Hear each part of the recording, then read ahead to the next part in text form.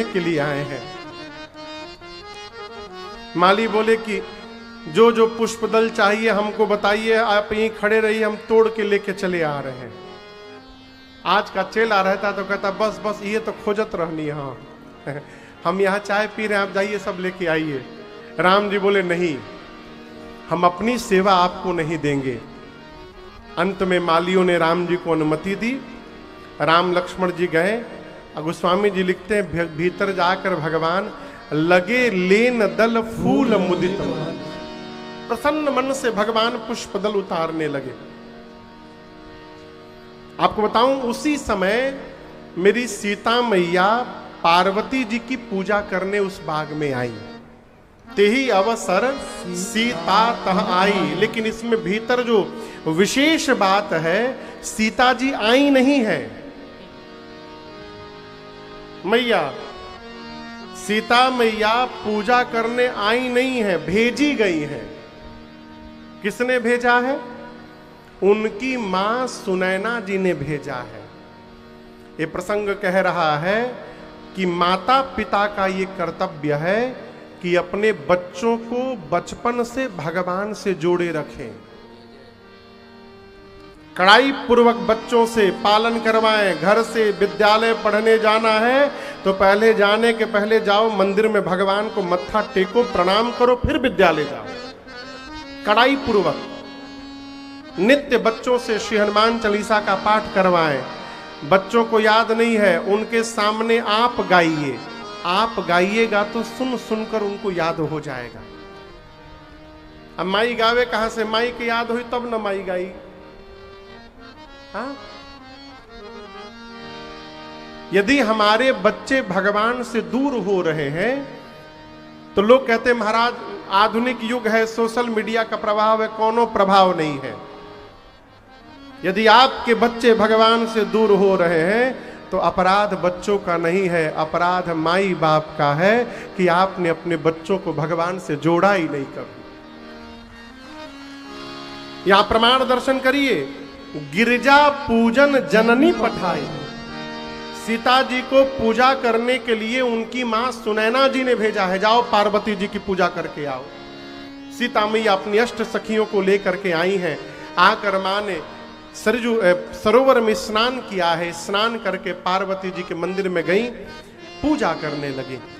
अनुराग के साथ मां ने पूजा किया और अपने लिए पार्वती जी से सुंदर दूल्हा मांग रही हैं। निज अनुरूप सुभग परमा, अपने लिए सुंदर दूल्हा सीता मैया मांग रही थी।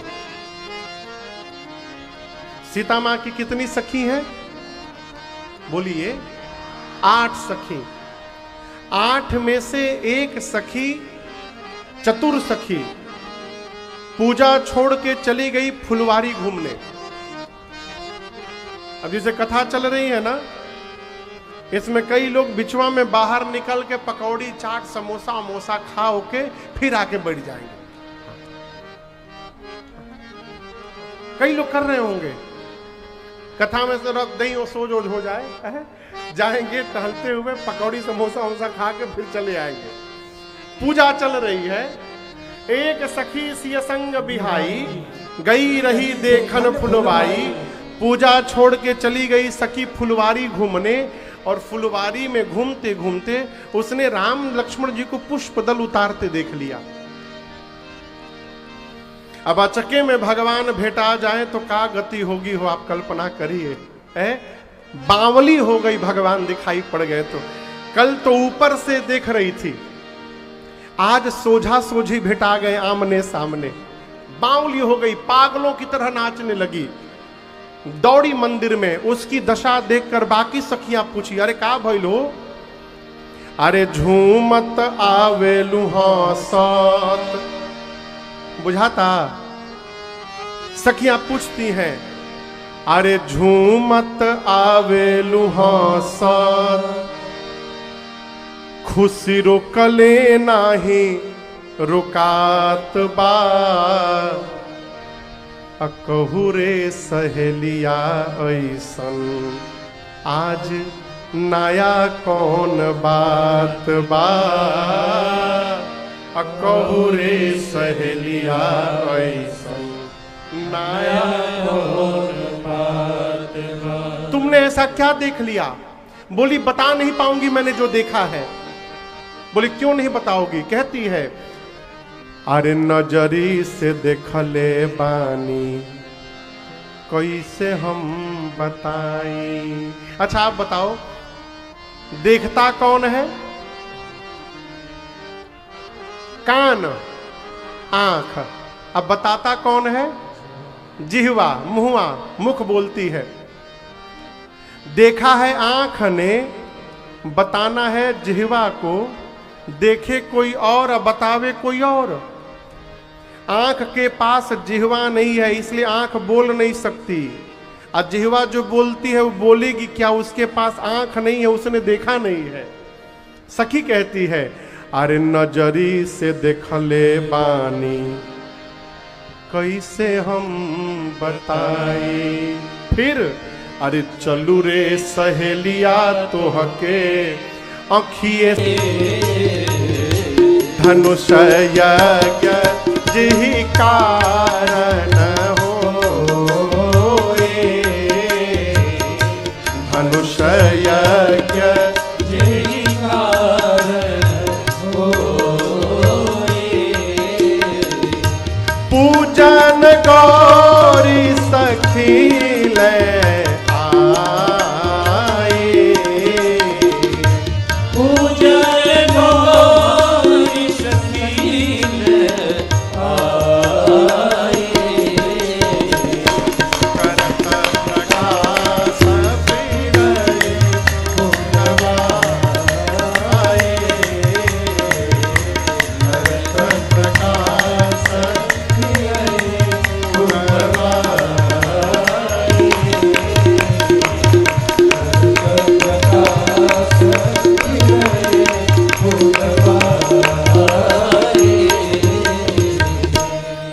बोले लक्ष्मण भैया से कि भाई ये वही सीता जी हैं जनक जी की बेटी, जिनके लिए महाराज श्री जनक जी ने धनुष यज्ञ की रचना रखी है। यहां पर लगता है कि सखियों के साथ पार्वती जी की पूजा करने के लिए आई हैं। अभी राम जी लक्ष्मण जी से वार्ता कर ही रहे थे, तब तक जो सखी मेरे भगवान को देख करके गई थी, एक लता की ओट में आकर उसने मेरी मां को प्रभु का दर्शन प्राप्त करा दिया। और गोस्वामी जी कहते हैं कि जैसे सीता मैया ने राम जी को पहली बार देखा, मां को ऐसा लगा कि मानो जन्म जन्मांतर का खोया हुआ खजाना वापस प्राप्त हो गया हो। है सीता मैया मन ही मन सोचने लगी, तोहे राखूं मैं सजनवा कवन विधि से हो, कवन विधि से तोहे राखूं मैं सजनवा कवन विधि से हो,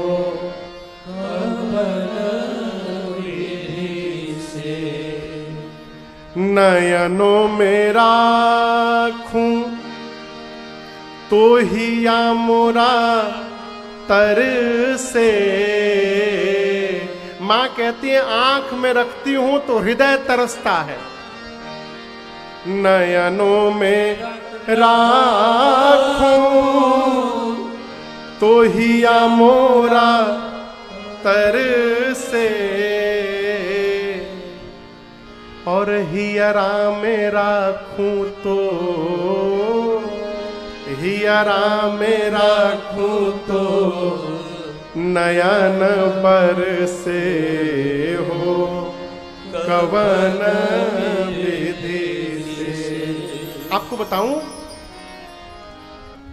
सीता मैया एक बार टकटकी लगाकर भगवान को नहीं देख रही है, ऐसे एक बार देखती हैं, नेत्र झुका लेती हैं, फिर मां देखती हैं, नेत्र चुरा लेती हैं। क्यों जानते हैं? सीता मैया सोच रही हैं यदि मैं लगातार देखूंगी तो ये मेरी सखियां क्या सोचेंगी मेरे बारे में, कि सीता एक पराये पुरुष को टकटकी लगा के देख रही है। मां ने उपाय निकाला। और मैं आपको एक बात बताऊं, कभी भी मंदिर में जाइए तो भगवान को देखने की ये सर्वश्रेष्ठ विधि है। ये श्रेष्ठ विधि है भगवान का दर्शन करने का। सीता मैया ने क्या किया, भगवान के रूप को लिया, आंख के रास्ते से भीतर प्रवेश कराया है, अपने शरीर को मंदिर बना लिया। गेट क्या है मंदिर का, आंख। आंख के गेट से भीतर लेकर गई और ले जाकर हृदय के सिंहासन पर भगवान को मां ने बिठा दिया। लोचन मग, लोचन मग, मग माने बताइए, मग माने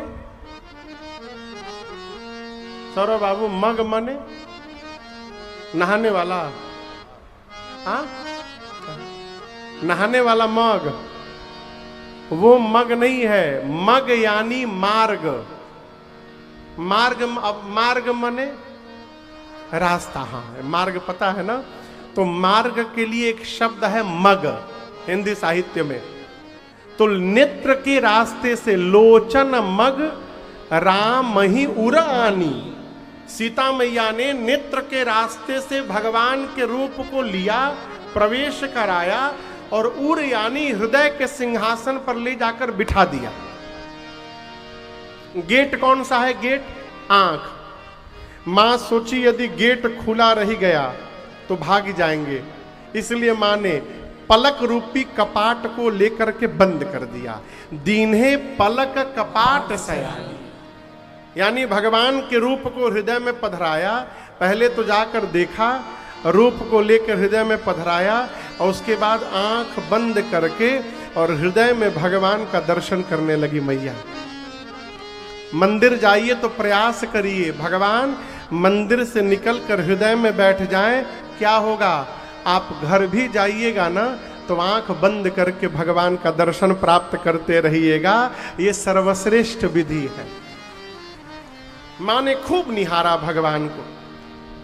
सखियों को लगा कि सीता जी पार्वती जी का ध्यान कर रही हैं। एक सखी बोली, सीता पार्वती जी कहीं भाग नहीं रही हैं, फिर से ध्यान कर लेना, इनको जी भर के देख लो। सीता मैया ने नेत्र खोल करके जी भर के भगवान को निहारा है।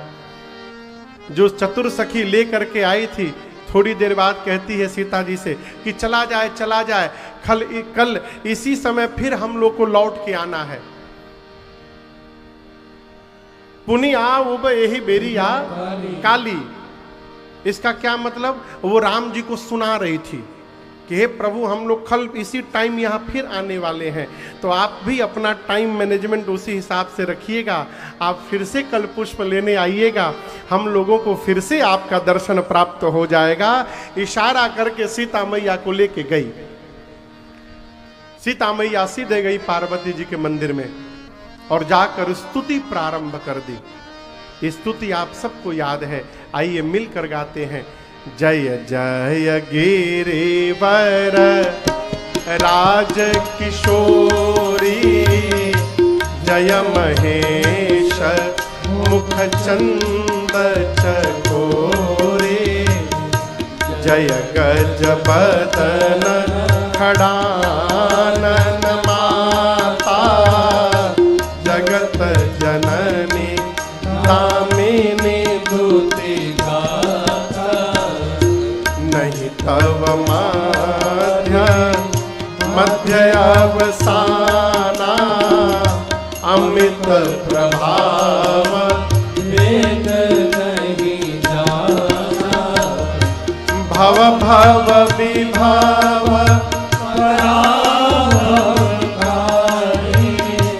विश्व विमोहनी स्वमस्ति हारी, भव भव विभाव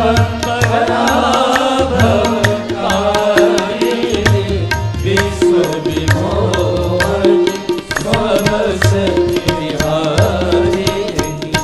पतिदेवता स्तुति अमहुमात प्रथम तवरे, महिमा अमित न सकहि कहि सहस सार। सीता जी ने कहा पार्वती जी से, हे गिरिराज पुत्री आपकी जय जयकार हो। हे भगवान शिव जी की प्रिया आपकी जय जयकार हो। हे गणपति जी और कार्तिकेय जी की अम्बा आपकी जय जयकार हो मैया। मां, आपके न प्रारंभ का पता है, न आपके मध्य का पता है, न किसी को भी आपके अंत का पता है। आप अनंतानंत है मां। आपके अमित प्रभाव को शेष और सरस्वती भी नहीं गा सकते मां। आप ही वैभव प्रदान करने वाली है मां। संसार में यदि पातिव्रत धर्म में निपुण स्त्रियों की गणना की जाए तो मां आपका स्थान प्रथम आता है। आप वर देने वाली है मां। आप शिव प्रिया हैं। आपकी सेवा करके मनुष्य चारों पुरुषार्थ प्राप्त कर सकते हैं। हे गिरिवर राजकुमारी, आप सबके हृदय में विराजमान हैं। आप सीता के भी हृदय में रहती हैं। इसलिए हे पार्वती जी, मैं आपसे कुछ कहूंगी नहीं। आप जो जानती हैं ना, उसको बिना कहे पूरा करिए मां। मैं आपकी शरण में आ गई हूं। ये बड़ा अद्भुत सूत्र है। बाबूजी एक बात बताऊं, हर व्यक्ति की अपने देने की क्षमता है और हर व्यक्ति की अपने मांगने की क्षमता है। आप समझ रहे हैं? जो जीवन में कभी 1000 रुपया दिया नहीं होगा, वो किसी से 1000 मांग भी नहीं सकता है। मैं क्यों सुना रहा हूं? जब हम भगवान से मांगेंगे ना, तो हम अपनी क्षमता से मांगेंगे, और जब हम मांगेंगे नहीं, भगवान हमको अपनी ओर से देंगे, तो भगवान अपनी क्षमता से हमको प्रदान करेंगे और उनकी क्षमता का कोई अता पता नहीं है। इसलिए भगवान से मांगिए मत कि प्रभु ये करिए, वो सब जानते हैं, सब जानते हैं। हमारा एक पद है, कथाओं में हम लोग आते हैं, पूज्य महाराज श्री किसी मुख से सुना है हमने पहले। अरे जो भी भला बुरा है जीवन में, जो भी भला बुरा है, प्रभु हमारा हित कैसे हो करिएगा। राम जी उनका सब काम बिगाड़ दिए। आप यदि ये चौपाई पढ़िएगा तो आपका सब काम बिगड़ जाएगा। अब हम उन महात्मा जी को क्या बोले? अब बताइए क्या बोले? पहली बात तो समझिएगा, राम जी किसी का अहित करते ही नहीं है। इस बात को याद रखिएगा। भगवान या तो हित करते हैं, नहीं तो परम हित करते हैं। एक सुंदरकांड, आप में से सुंदरकांड कौन कौन पढ़ता है? बराबर महीने में, हफ्ता में पढ़ते हैं। उसमें एक दोहा है। विभीषण जी रावण से कहते हैं, तात चरण गहि मांगऊं। याद है आप लोग को ये दोहा? राखहु मोर दुलार, सीता देहु राम कहूं, अहित न होई तुम्हार। याद है ना? ये पढ़ते हैं ना? इसमें जो शब्द आ रहा है, सीता देहु राम कहूं, अहित न होई तुम्हार, ये गलत है। वो मिस प्रिंटिंग है। वहां अहित नहीं है। सीता देहु राम कहूं, अतिहित होई तुम्हार। अहित का तो सवाल ही नहीं है। विभीषण कहते हैं, यदि आप राम जी को, सीता जी को नहीं लौटाइएगा, सीता मैया को, राम जी को, तो आपका हित होगा। नहीं लौटाइएगा तो हित होगा। क्या? राम जी मार देंगे, मार के आपको अपने धाम भेज देंगे। आप भगवान के धाम जाइएगा, आपका हित होगा। लेकिन यदि आप लौटा दीजिएगा ना, तो आपका हित नहीं, आपका अति हित होगा। भगवान आपको अपनी शरण में ले लेंगे, आपको शरणागति प्राप्त हो जाएगी। ये राम जी अति हित करेंगे। बाबू, इसलिए समझिएगा, भगवान कभी किसी का अहित नहीं करते हैं। भगवान हमेशा हित करते हैं। नारद जी ने भगवान से कहा, प्रभु अपना रूप हमको दीजिए, अन्य उपाय से विवाह नहीं कर पाऊंगा। ये बात कहने के बाद ये चौपाई अपने आप नारद जी के मुख से निकल गई कि जेहि विधि नाथ होई हित मोरा, करहु सो बेगी दास मैं तोरा। प्रभु जैसे मेरा हित हो आप करिए। भगवान ने वही किया, बानर बनाकर बियाह काट दिया। हमको आपको लग रहा है कि बिगड़ गया, लेकिन आपको बताऊं, जब आगे बढ़िएगा, अरण्य कांड में नारद जी ने भगवान से प्रश्न पूछा।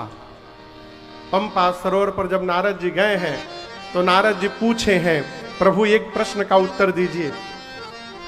शंकर जी विवाह नहीं करना चाहते थे, आपने जाकर बरियाई से उनका विवाह करा दिया। अब मैं करना चाहता था तो हमको बानर बनाकर हमारा विवाह काट दिया। आपने ऐसा क्यों किया? हम करना चाहते थे, हमको नहीं करने दिए आप, और बाबा नहीं चाहते थे, उनको करा दिए। ऐसा क्यों किया?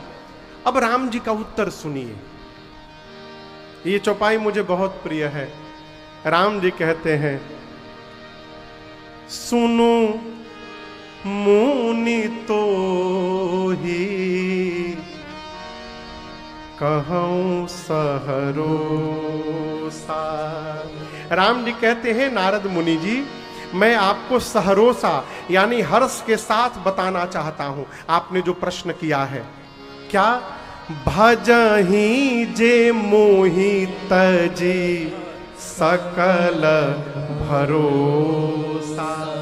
जो मनुष्य आपकी तरह सभी आशाओं का त्याग करके दिन रात मेरा भजन करता है, उस जीव की मैं कैसे रक्षा करता हूं? राम जी कहते हैं, करऊं सदा। कब कब कब कब कब कब? सदा मने इना की मंगलवार के अतवार के, नाना। राम जी कहते दिन रात 24 घंटा करऊं सदा तिनक रखवारी।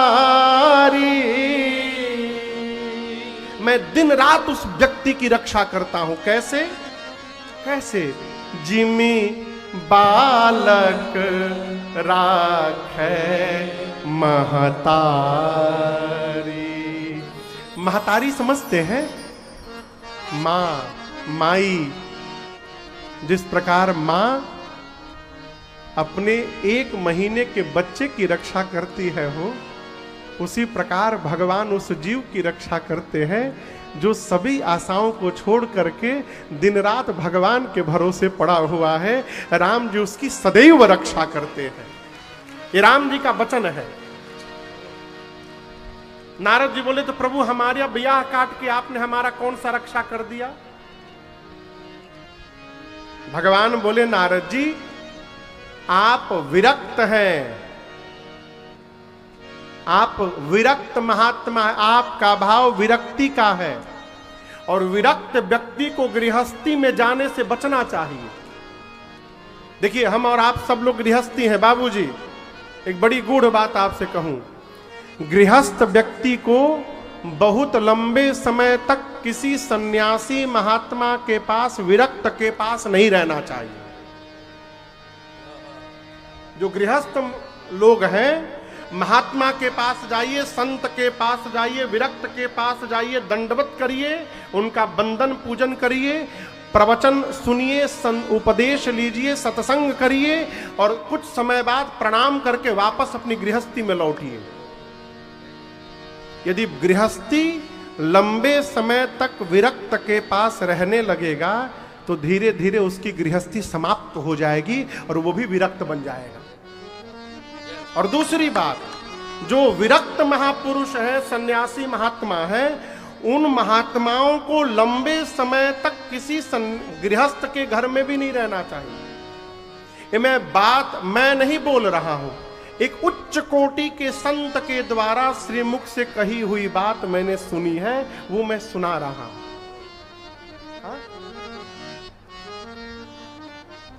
बोली दीक्षा भी नहीं लेना चाहिए, गृहस्थी को गृहस्थी से।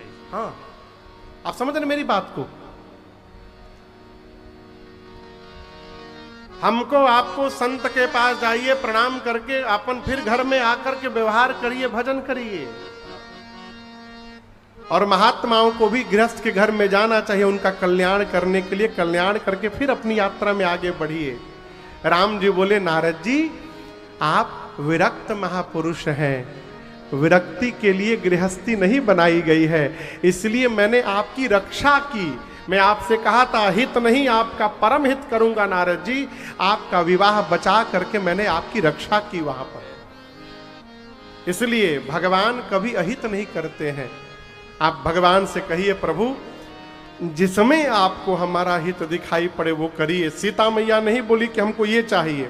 सीता मैया ने कहा, मां आप मेरे मन की बात जानती हैं, जो जानती हैं उसको पूरा करिए, मैं बोलूंगी नहीं आपसे। इतना कह के पार्वती जी का पांव पकड़ के बैठ गए। पार्वती जी की मूर्ति मुस्कुराई। गले में जो माला पहनाया था सीता मैया ने, माला खिसकी और पार्वती मैया की मूर्ति ने कह दिया, क्या? सुनु सिय सत्य अशेष हमारे, सुनु सिय सत्य अशेष हमारी, पूजी ही मन कामना तुम्हारी, पूजी ही मन कामना तुम्हारी। नारद बचन सदा सुचि साचा, नारद बचन सदा सुचि साचा, सो बरु मिले जाहि मन राजा, सो बरु मिले जाहि मन राजा, सो बर मिली जाहि मन राजा। मिलही नहीं है, मिली ही। सो बर मिली ही, मिलही नहीं है। लौ में ई की मात्रा लगा है। सो बर मिली ही जाहि मन राजा। ही नहीं, बिंदी नहीं है। मिली ही नहीं, मिली ही, मिली ही। हाँ हाँ हाँ नहीं, हाँ। कहा, हे पार्वती जी ने कहा, हे जानकी जी, आपके मन में जो रचा बसा है वही वर आपको प्राप्त होगा। मनुजा ही राचो मिली ही सो बरु, सहज सुंदर सांवरो। जो सांवले वाले हैं वो मिलेंगे। करुणा निधान सुजान शील स्नेह जानत रावरो। सीता मैया सुनी, सखियों के साथ गदगद होकर बारंबार पूजन करके और घर गई वापस। इधर राम लक्ष्मण जी पुष्प दल लेकर आए, गुरु जी को बताए। राम जी ने सब बताया। गुरुदेव ने आशीर्वाद दिया, सुफल मनोरथ हो तुम्हारे, राम लखन सुनि भय सुधारे, करि भोजन मुनि बर, करि भोजन मुनि बर बिजानी, लगे कहन कछु कथा पुरानी, लगे कहन कछु कथा पुरानी, हाँ लगे कहन कछु कथा पुरानी, लगे कहन कछु कथा पुरानी। राम जी ने बताया कि बाग में जनक जी की बेटी जानकी जी मिली थी। गुरुदेव हमको देख रही थी। विश्वामित्र जी ने आशीर्वाद दिया, आपकी मनोरथ पूर्ण हो राघव जी। अगला दिन हुआ, आज धनुष यज्ञ का दिन है।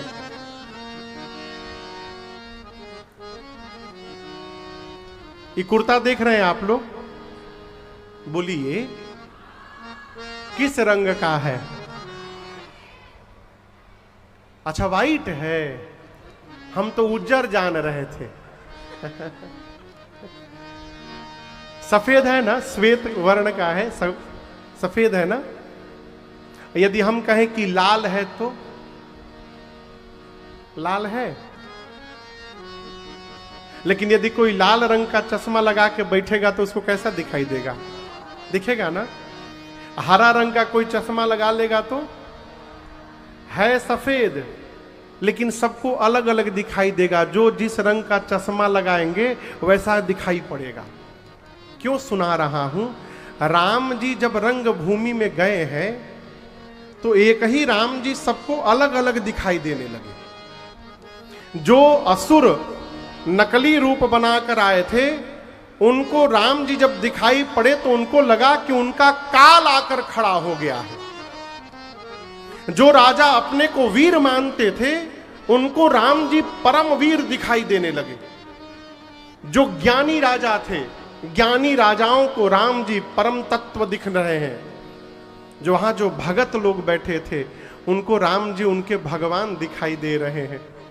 जनक जी और सुनैना जी को तो आपन लड़का जैसा दिख रहे हैं। गोस्वामी जी बोले, किसके किसके बारे में बताऊं?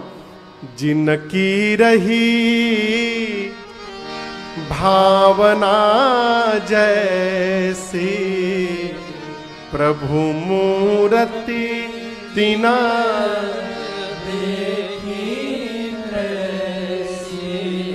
पूरे धनुष यज्ञशाले की रचना का दर्शन कराकर विश्वामित्र जी को जनक जी महाराज ने सबसे ऊंचे आसन पर ले जाकर बिठा दिया। विश्वामित्र जी को सभा के सबसे ऊंचे आसन पर, मुख्य आसन पर, अगल बगल छोटे आसन पर राम लक्ष्मण जी बैठ गए। सीता मैया को बुलाया जनक जी महाराज ने। मेरी मां सखियों के साथ हाथ में जयमाल लेकर रंग भूमि में आई और मेरी मां के अलौकिक सौंदर्य का दर्शन करके वहां जितने नर नारी थे सब मोहित हो गए। सीता मैया अपनी मां के पास जाकर खड़ी हो गई। जनक जी महाराज ने अपने बंदी जनों से कहा कि मेरा प्रण सुनाया जाए सबके सामने। बंदी जन बीच में जाकर भुजाओं को ऊपर उठाकर बोले, दीप दीप से आए आप समस्त राजा और महाराजा। एक बार ध्यान से भगवान शिव के इस धनुष पिनाक को देखिए आप लोग। हम बताना चाहते हैं ये वही पिनाक है जिसको रावण और बाणासुर ने स्पर्श तक नहीं किया, दूर से देखकर प्रणाम करके चले गए। ध्यान से देखिए, ये वही पिनाक है जिसकी कठोरता पूरा विश्व आज जान रहा है। हम प्रण सुनाने जा रहे हैं। आज इस राज समाज में आप में से जो भी राजा यहां आकर इस धनुष को उठाएगा, झुकाएगा, इसकी प्रतंचा चढ़ाएगा और चढ़ा करके इस धनुष को तोड़ेगा, उस राजा की जगत में जय जयकार और कीर्ति होगी। और हमारे महाराज श्री जनक जी की लाडली श्री जानकी जू बिना कुछ विचार किए उस वीर के गले में जयमाल अर्पित कर देंगी। यही हमारे महाराज जनक की प्रतिज्ञा है। प्रतिज्ञा सुनने की देरी थी, एक साथ कई राजा खड़े हो गए। हम तोड़ेंगे, हम तोड़ेंगे। बंदी जनों ने कहा बैठिए, सब लोग बैठिए, बारी बारी करके आइए। सबसे पहले राजा को कहा गया, गोस्वामी जी कहते हैं राजा को जैसे अनुमति मिली, खड़े भय परिकर बांधी उठे अकुलाई। खड़े भय सबसे पहले अपन धोती टाइट किए, कहीं दम लगैला में धोतिये मत खुली जाओ। कपड़ा बांधे, मुकुट सम किए, जाने के पहले थोड़ा वार्म अप किए, व्यायाम किए। अब मन ही मन अपने इष्ट को प्रणाम किए, बोले प्रभु आई एम गोइंग देयर, मैं जा रहा हूं प्रभु, कृपा करिएगा हमसे टूट जाए। कौन बोला? वो राजा जो धनुष तोड़ने जा रहा, अपने भगवान से बोला प्रभु हमसे टूट जाए। उस सभा में कम से कम 10,000 राजा थे। कितने राजा? जोर से बोलिए। तो एक राजा तोड़ने गया तो कितने राजा बचे हैं? 9,999। एक राजा जब अपने भगवान से बोला प्रभु हमसे टूट जाए, तो जो 9,999 थे वो अपने भगवान से बोले प्रभु बचाइएगा, इससे ना टूटने पाए। अब कहां एक राजा, कहां हजारों राजाओं की प्रार्थना। गोस्वामी जी कहते हैं राजा खड़े होते तामा की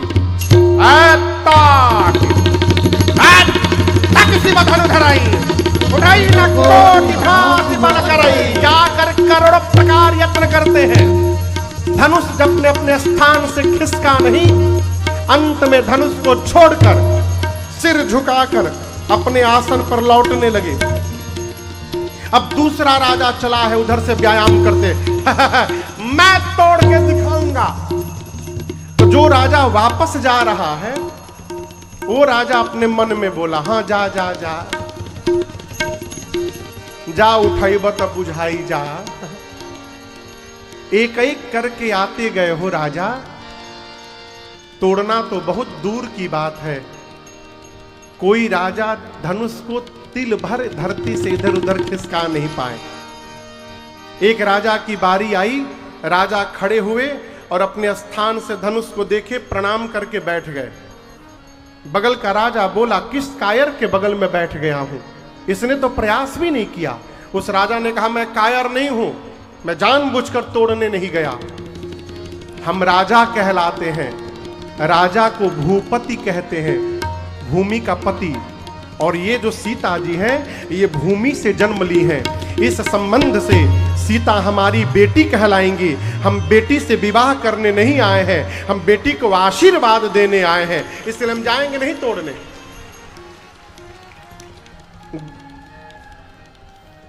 ज्ञानी राजा गए नहीं तोड़ने। जब किसी राजा से धनुष नहीं हिला तो राजाओं ने मीटिंग की, मिल के तोड़ देते हैं। सब लोग मिल के एक साथ तोड़ देंगे। एक राजा ने कहा मिल के तोड़ देंगे तो बिहावा के करी संगे हुई। राजाओं ने निर्णय किया कि मिल के तोड़ देते हैं, उसके बाद हम आपस में युद्ध कर लेंगे, जो विजेता होगा उससे विवाह हो जाएगा। राजा तैयार हुए, 10,000 राजा एक साथ। कितने राजा? बाबा कहते हैं ए जी भूपा सहसा कहे पारा, भूप सहसा कहे पारा, लगे उठावन तरई नटारा, लगे उठावन तरई नटारा, लगे उठावन तरई नटारा। 10,000 राजा लगे, परंतु उसके बाद भी धनुष इधर उधर तिल मात्र भी नहीं खिसका। सभी राजा अपनी कीर्ति वीरता गंवा करके अपने आसन पर सिर झुका करके बैठ गए। ये दृश्य देख करके जनक जी महाराज क्रोध में आ गए। पूरा शरीर क्रोध से कांपने लगा जनक जी का। खड़े हुए, खड़े होकर जनक जी बोले दीप दीप के आए हुए समस्त राजा महाराजा, आप ये मत समझिएगा कि मैं पहचान नहीं रहा हूं इस समाज में कौन कौन बैठा हुआ है। मुझे स्पष्ट दिख रहा है इस भीड़ में असुर वेश बदल करके बैठे हैं। इस समाज में देवता वेश धारण करके आए हुए हैं। पाताल के नाग उपस्थित हैं, यहां पर मनुष्य बैठे हुए हैं। क्या कह रहे थे आप लोग? अभी तोड़ देंगे, अभी तोड़ देंगे। अपने ऊपर शर्म करिए, शर्म। आप में से किसी भी राजा ने धनुष तोड़ना तो दूर की बात, धरती से तिलमात्र धनुष को खिसकाया तक नहीं है। मेरी बेटी को देखिए, मेरी बेटी जानकी सुंदर है। मैं कह रहा हूं मेरी बिटिया सुंदर है। ये कीर्ति जीवन में अवश्य वर्ण करने योग्य है, परंतु मुझे तो ऐसा प्रतीत हो रहा है कि ब्रह्मा जी ने इस धरती पर ऐसा किसी को बनाकर भेजा ही नहीं है जो इस कीर्ति को जीवन में धारण कर सके। सावधान, आज के बाद कोई राजा नहीं बोलेगा कि मैं वीर हूं। मैं जनक जान गया, धरती वीरों से रिक्त हो चुकी है। अब क्या करने के लिए बैठे हो? विवाह का आस छोड़िए, अपने घर वापस लौट जाइए। विधाता ने मेरे बेटी के भाग्य में लगता है विवाह लिखा ही नहीं है। आज यदि मैं प्रण का त्याग करूं तो मेरे जीवन भर की कीर्ति कलंकित तो हो जाएगी, और यदि प्रण पे टिका रहूंगा तो मेरी आंखों के सामने मेरी बेटी कुंवारी रह जाएगी। मैं जनक, यदि मैं जानता धरती पर एक भी वीर नहीं बचा है, ऐसी प्रतिज्ञा करके मैं जगत में उपहास का पात्र कदापि नहीं बनता। जनक जी महाराज ने जब पहली बार कहा कि आज के बाद कोई अपने आप को वीर नहीं बोलेगा, मैं जान गया धरती वीरों से रिक्त हो चुकी है। लक्ष्मण भैया सुने तमतमा उठे। विश्वामित्र जी की बाईं ओर लक्ष्मण जी, दाहिनी ओर राम जी। जब पहली बार वीरत्व को ललकारा, लक्ष्मण जी कांप गए। राम जी से बोले, भैया बोला कैसे इन्होंने? राम जी बोले, शांत रहो, कुछ नहीं करना, एकदम शांत, चुपचाप बैठो। राम जी ने इशारा किया तो लक्ष्मण जी शांत हो गए। किसी तरह लक्ष्मण जी अपने क्रोध को अभी कंट्रोल किए थे, शांत किए थे। तब तक जनक जी ने बुझती हुई अग्नि में फिर से घी छोड़ दिया हो, फिर से ललकार दिया। जानता धरती पर कोई वीर नहीं ऐसी प्रतिज्ञा कदापि नहीं करता। पहली बार आवेश आया तो लक्ष्मण जी राम जी को देखे थे। जब दूसरी बार ललकारा ना, लक्ष्मण जी देखे नहीं, कूद पड़े। गोस्वामी जी कहते हैं, लक्ष्मण जी सुने, माखई लखन कुटिल भई बहु। लक्ष्मण जी के होठ फड़फड़ाने लगे, नेत्र से मानो अंगार बरसने लगा, कूद पड़े।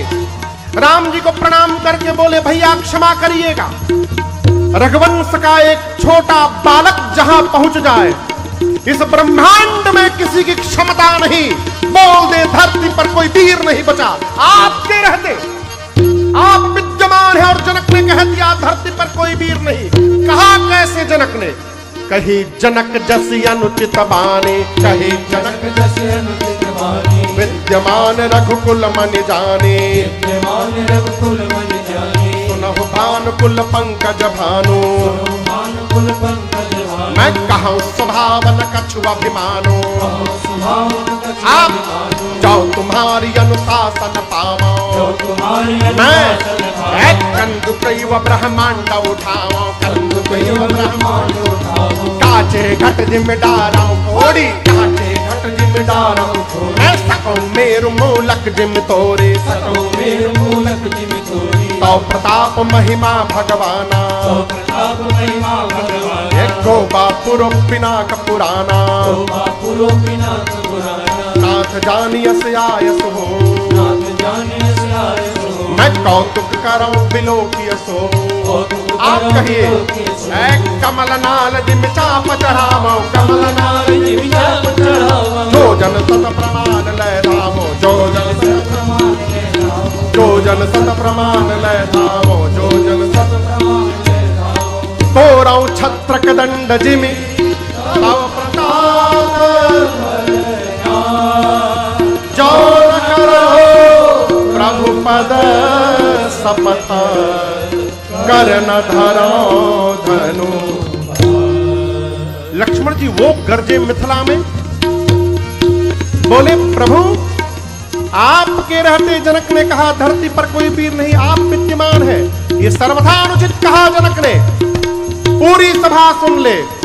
जनक ने कहा कोई धरती से धनुष को उठा नहीं पाया, ये भैया यदि आदेश दे दे, ये धनुष क्या है, मैं पूरे के पूरे ब्रह्मांड को, बच्चे जिस प्रकार गेंद की भांति उछालते हैं, मैं ब्रह्मांड को उछाल दूंगा। कच्चे घड़े को बच्चे जैसे फोड़कर चूर्ण चूर्ण करते हैं, मैं ब्रह्मांड को चूर्ण चूर्ण कर दूंगा। बच्चे जिस प्रकार खेत से मूली ले आते हैं, मैं सुमेर पर्वत को छिन्न भिन्न कर दूंगा। बच्चे जिस प्रकार कमल के डंठल को तोड़ते हैं, मैं धनुष को तोड़ूंगा, उठाऊंगा, उठाकर 100 जोजन तक दौड़ कर दिखा दूंगा। और यदि नहीं कर पाया, प्रभु आपके चरणों की सौगंध लेकर कहता हूं, लक्ष्मण जीवन में अपने हाथ में कभी धनुष बाण को धारण नहीं करेगा। लक्ष्मण जी गरजे, मिथिला की गति देखिए। लखना सगो बचन जे बोले डगमगानी मही दिग्गज डोले डगमगानी मही दिग्गज डोले डगमगानी मही दिग्गज डोले। लक्ष्मण जी गरजे बोले छिन्न भिन्न कर दूंगा, फोड़ दूंगा, उठाकर 100 योजन तक दौड़ कर दिखा दूंगा। जितने राजा बैठे थे राजाओं का आसन कांपने लगा, धरती टकमक टकमक डोलने लगी। राम जी सीता जी प्रसन्न हो गए, जनक जी महाराज डर गए। अरे राम छुटका खड़ा भया है तो धरती डोलने लगी, अभी बड़का बैठा है। और गुरुदेव भगवान विश्वामित्र जी जब लक्ष्मण जी की दहाड़ सुने अपने आसन से उछल पड़े, बोले बाह चेला का लल कर ले बाए बेरा, भूसा भूसा निकाल दे हलो। लेकिन हम आपको एक बात बतावें, इतने आवेश में भी लक्ष्मण भैया सावधान हैं। कहते हैं प्रभु सब करूंगा लेकिन अपने बल के भरोसे नहीं करूंगा नाथ, मैं आपके प्रताप से करूंगा, आपके बल से करूंगा। ये विवेक। लक्ष्मण जी पहुंच गए धनुष के पास, राम जी से कहते हैं भैया कहिए तो तोड़ दूं। राम जी मन में बोले तोड़ना हमको है। राम जी गुरु जी से पूछे, गुरु जी प्लानिंग बदल गई बका हमरे न तोड़े के बाद? गुरु बोले हाँ कहरे तोड़े भाई कैसे हमने की बोल रहे। विश्वामित्र जी बोले जल्दी बुलाओ उसको, कहीं तोड़ी मत देव। राम जी ने आंख से इशारा किया, भाई साहब you have done your work now, please come here. शयन ही रघुपति लखन निवारे, रघुपति लखन निवारे, प्रेम समेत निकट बैठारे, प्रेम समेत निकट बैठारे। राम जी ने लक्ष्मण जी को बुलाकर पीठ थपथपाया, बोले कितना सुंदर बोले आप भैया। लक्ष्मण जी बोले अभी तो बोला था, आप इशारा करते ना तो हम तोड़ के भी दिखा देते। राम जी बोले हम लोग तोड़ने नहीं आए हैं, हम लोग धनुष यज्ञ देखने आए हैं। इधर विश्वामित्र जी सोचे कि समय आ गया राम को भेजा जाए। उठहो रामा भंजहो भवचापा, उठहो रामा भंजहो भवचापा,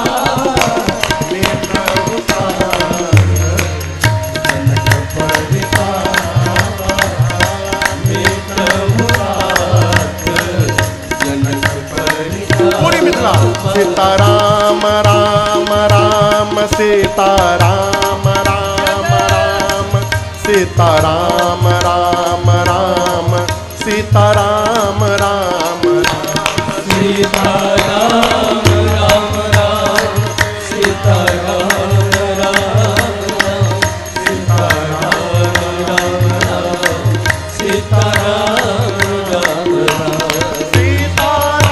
सीताराम राम राम सीताराम राम राम सीताराम राम राम सीताराम राम राम सीताराम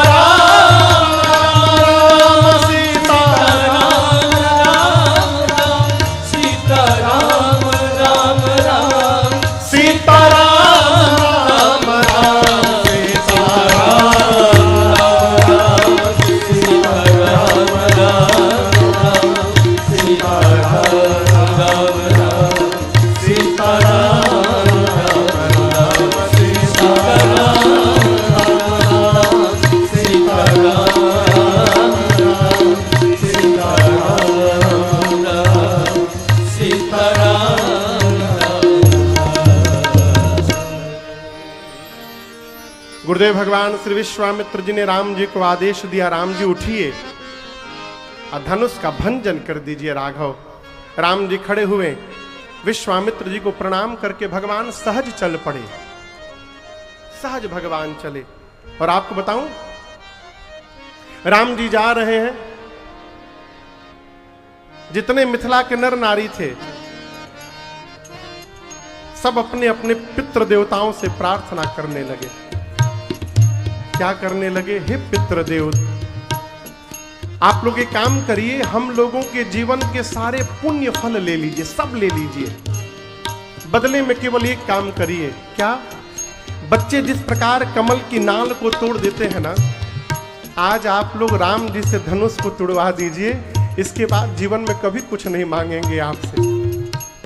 सीता जी की मां सुनैना जी भावुक हो गई हैं, अपनी सखी को बुलाकर कहती हैं कि सखी, क्या यहां पर सब लोग तमाशा देखने के लिए आए हैं? जिस धनुष को रावण ने, बाणासुर ने स्पर्श नहीं किया, उस धनुष को ये बालक तोड़ने जा रहा है। कोई मना क्यों नहीं करता? ये बच्चों का खेल नहीं है। सखी ने कहा, महारानी, सूर्य का छोटा सा गोला निकलता है ना आकाश में, तो पृथ्वी का अंधकार समाप्त कर देता है? कितने भी बड़े देवता क्यों ना हो, एक छोटा सा मंत्र उस देवता को वश में कर लेता है। विशाल मदमस्त हाथी को एक अंकुश अपने बस में करके रखता है। जिनको आप छोटा कह रही हैं ना, वही राम जी बड़ा काम करके दिखाने वाले हैं, भरोसे में रहिए बस। सीता मैया शंकर जी से, पार्वती जी से, गणपति भगवान से प्रार्थना करती हैं। अच्छा आप लोग बताओ, गणेश जी भारी होंगे कि हल्के? बोलिए, मोटे हैं ना तो भारी होंगे ना। और चलते किस पर है? चूहा पर। अब उतने भारी होके चूहा पे कैसे चलते हैं? सीता जी ने कहा, हे गणेश जी, आप कितने भारी हैं, लेकिन जब चूहा पर बैठते हैं तो आप हल्के हो जाते हैं। उसी प्रकार आज इस धनुष को हल्का बना दीजिए ना, जिससे मेरे प्रभु आकर इसको सरलता से तोड़ सके। है? अंत में सीता जी उस धनुष से प्रार्थना करती हैं, हे भगवान शिव के चाप, अब आपका ही भरोसा है मुझे। सब कह रहे हैं आप बहुत भारी हैं, मेरी प्रार्थना स्वीकार करिए। जैसे मेरे प्रभु आपके पास आवे ना, आप में जितना भार है आज, अपना सारा भार यहां जितने मूर्ख राजा बैठे हैं इनके सर पे रख दीजिएगा। अब मेरे प्रभु को देखते पुष्प जैसे हल्के हो जाइएगा। राम जी ने मेरी मां के रूप को देखा, मां की व्याकुलता भगवान समझ गए। भगवान धनुष के पास जाकर धनुष को देखने लगे। अच्छा आप बताइए, लक्ष्मण जी कहां हैं? गुरुदेव के पास विश्वामित्र जी के साथ ऊपर बैठे हैं। राम जी धनुष के पास हैं, जाकर धनुष देखने लगे। लक्ष्मण भैया ने ऊपर से देखा कि राम भैया धनुष उठाने वाले हैं।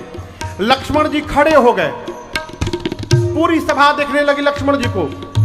लक्ष्मण जी अपने दाहिने पांव से धरती दबा दिए, धरती दबाकर कहने लगे, हे शेष नारायण, हे दिग्पाल, सावधान हो जाइए, सभी लोग मिलके धरती पकड़ लीजिए, भैया धनुष उठाने वाले हैं। कहीं ऐसा न हो कि धनुष के साथ साथ धरती ही ऊपर उठ के चली आवे, धरती पकड़ के बैठिए। मिथिलावासी सोचने लगे, चल का रहा है यहां पर, तोड़ने बड़का गया है, छुटका का क्यों पांव से धरती हुमच रहा है। राम जी ने मन में सोचा विलंब नहीं करना है।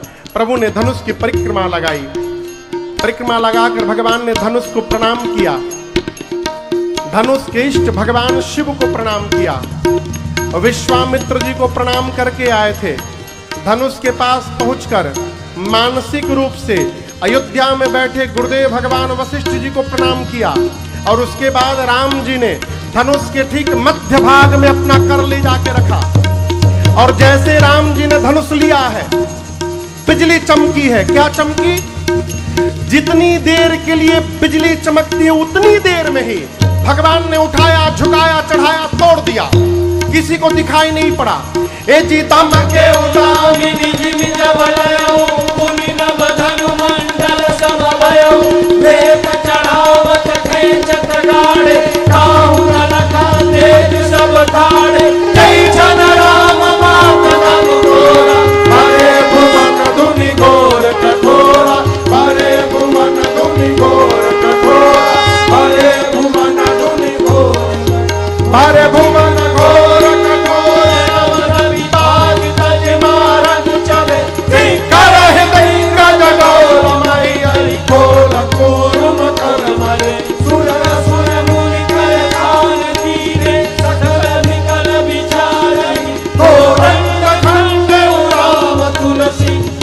वचन उचारहि जयति वचन उचारहि जयति वचन उचारहि। जैसे भगवान ने धनुष लिया, बिजली चमकी और उतनी देर में ही राम जी ने उठाया, झुकाया, चढ़ाया, तोड़ दिया, किसी को दिखाई नहीं पड़ा। आवाज सुनाई पड़ी।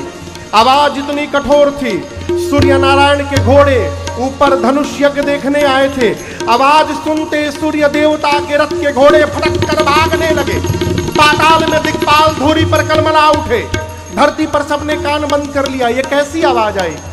गोस्वामी तुलसीदास जी कहते हैं, राम जी ने शिव जी के पिनाक को खंड खंड कर दिया। बोलिए सियावर रामचंद्र भगवान की। पूरे ब्रह्मांड में हल